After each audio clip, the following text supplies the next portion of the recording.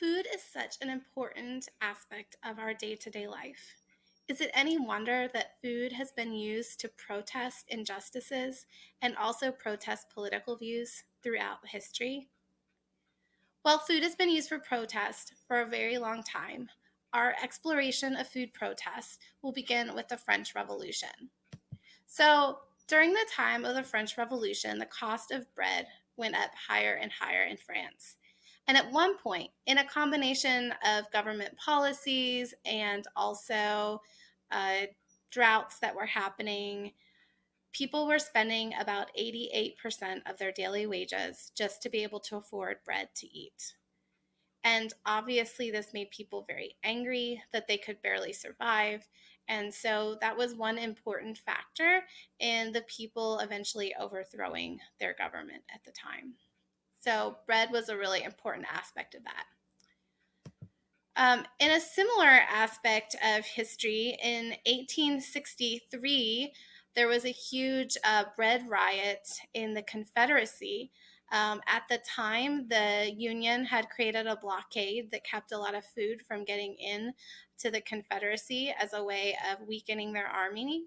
And food prices were really high. There were a lot of food shortages because of the Civil War, and a bunch of really low income women basically stormed the Capitol and had riots. There were about 5,000 women, and they had slogans like bread or blood. And they stole a bunch of food. They created rioting and looting.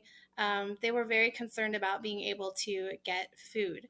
And they were very angry about the current conditions that were happening in the Confederacy at the time. One of the most famous food protests was Mahatma Gandhi in India. And at the time, British forces had taken over India, and they were ruling India, and they were doing it in a really unfair way, and in charge of a lot of injustices and violence against the Indian people. And the Indian people were really upset to not be able to rule themselves. And Mahatma Gandhi was a huge advocate of peaceful protest. He didn't believe in any violence. And so his form of protest took some interesting methods. So, one of the things that he did a lot was he just stopped eating. So, not eating food was a form of protest. And I think he did this fasting around 17 times. The longest that he went without food was 21 days.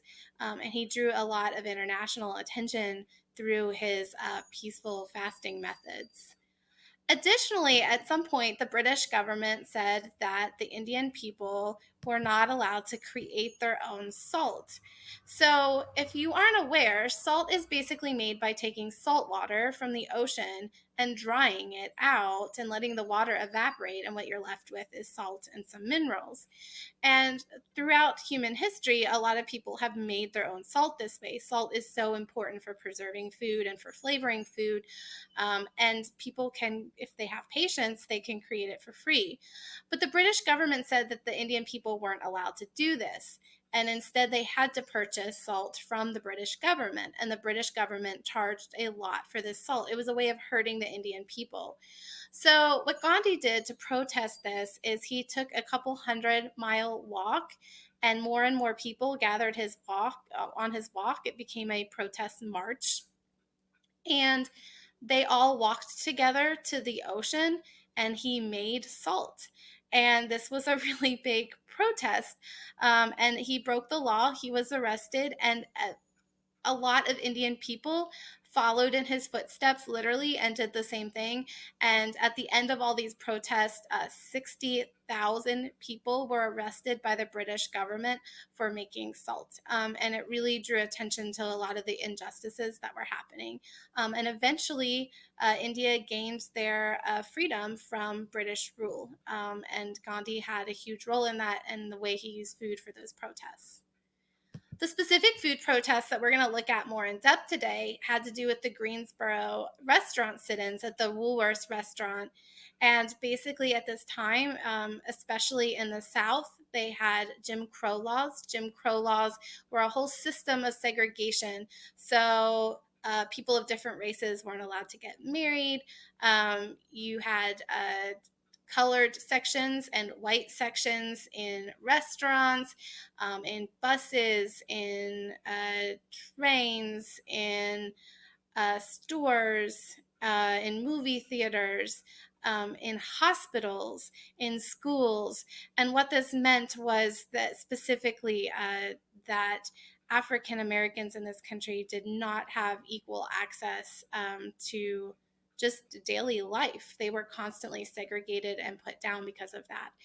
And so there were a lot of Black people in this country and white people who joined them in these protests of this kind of segregation. And they were really arguing that this separation was not actually equal in society.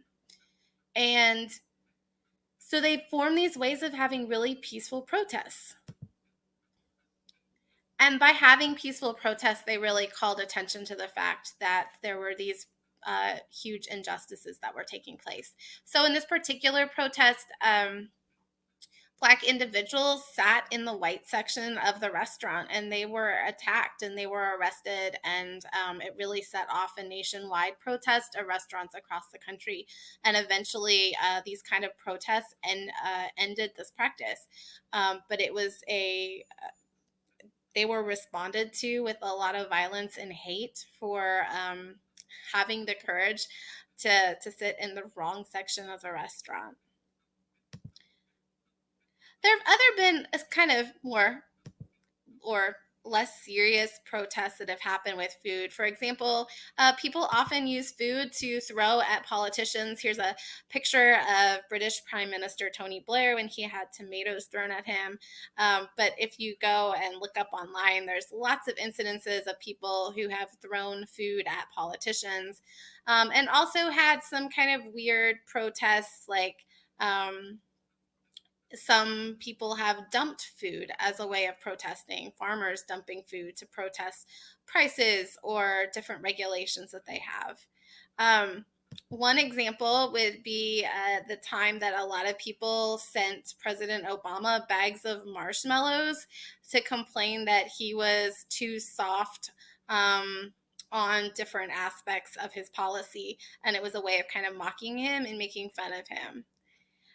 People also boycott businesses as a way of protesting. So, some famous examples would be the protests of Chick-fil-A. Chick-fil-A as a company has supported a lot of organizations that are opposed to marriage equality for gay and lesbian Americans. And so, especially prior to the legalization of that, people would protest by not going to their business because they were upset that Chick-fil-A used their political their money to support those political causes. Likewise, people have protested Starbucks coffee, and different groups of people. Sometimes conservatives are upset about how Starbucks supports like more liberal causes, and so they protest by not going to Starbucks and boycotting it. But also, a lot of individuals of different political persuasions boycotted Starbucks after a Starbucks, I think it was in Philadelphia, called the police because there was a Black man who was sitting in their restaurant before he bought a drink. He was waiting on some friends to arrive, and so he was waiting to purchase his drink, but the Starbucks called the police on him instead. And people saw that as a type of racial profiling, and so they boycotted Starbucks. Another example would be Ben and Jerry's ice cream, which has been a very political company involved in a lot of political activism.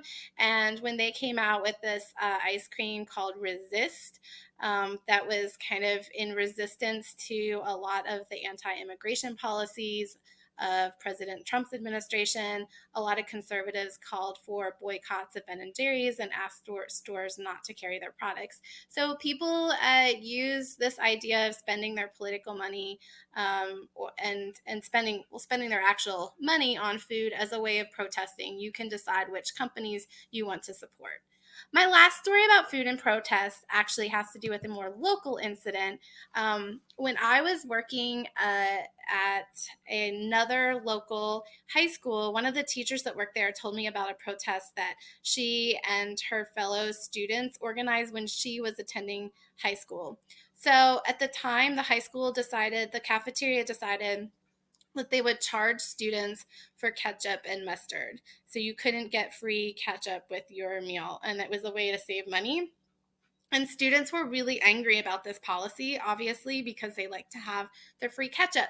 So, what she and the fellow students organized was a boycott of the school cafeteria lunches.